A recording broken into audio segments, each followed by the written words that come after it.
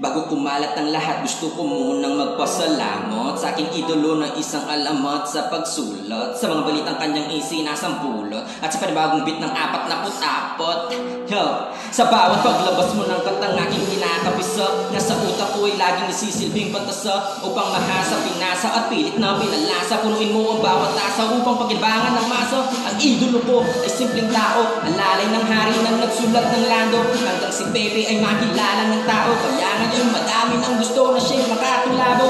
Paulit-ulit inuulit hanggang sa utak na ay ukit. At liriko ay aking sinusulit. Ang animo may pagsusulit sa eskwelahan. Doon ko unang napakinggan mga tutugan mo na napakasarap sa bayan. Mga tramong laging nag-uunahan, naghahabulan, nagbubukas ng pinto ang laging sinasahan. Umani mo ng palakpak ay di humamalakpak. Mga paa sa lupa laging nakatapak. Kaya sa aking utak kanyang naitatak. Respeto at saludo sa pangalan mo Glock. At dahil sa pantamong kinabisado, aking nahanap ang hinahanap na ng aking puso. Siya'y si Eliza Diez sa Nilando, parang Clarita at Orlando. Mga taong bumuo ng aking pagkatao. Pamilya ko ang aking inspirasyon. Sa pagod na sitwasyon, nagsisilbing bakasyon. Dumami man ang konsumisyon, palawakin mo lagi ang iyong mahinasyon. Ang iyong ambisyon, nilagay mo sa direksyon. Para sa asawa ko na maganda at mabait, pabain mo pa ang pasensya sa dalawang makulit, malambing at mabait. Bigyan mo ng pagmamahal na magupit, maglagay nila siguradong malupit. Sa ngayon,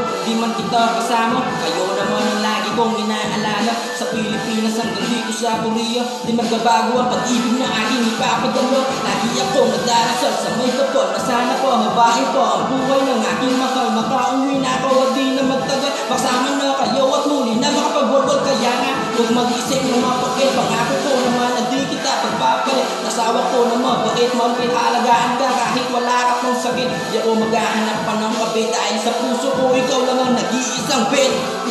Ako nga pala si Robin, tahimik na parang asasin, nakakapagbilang ng grasya sa dami ng buhangin. At muli ko lang sasabihin, salamat Glock, naging bahagi ka ng kabataan namin.